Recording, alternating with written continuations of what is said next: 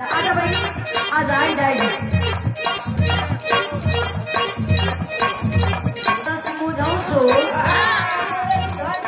सुधार नहीं जाता ना तुझे उसका जवाब नहीं करता मरना कहता कि सुनो ये मोरिया आता है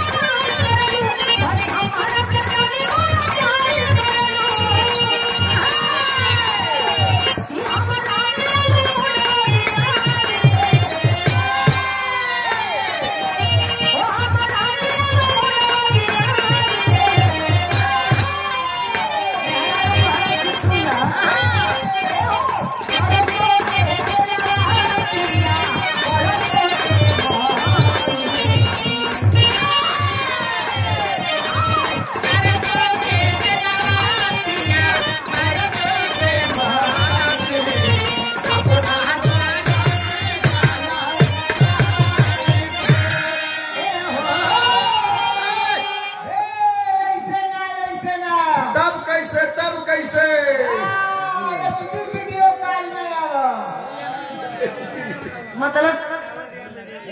ज्यादा बोलो ये मन तो आवा भाई कहीं झटके नहीं पड़ोसी पड़ोसी के मुल्क से पूछल जाओ ठीक ठाक होगा का मतलब हिल जा बहुत सुंदर तू तो हिलौला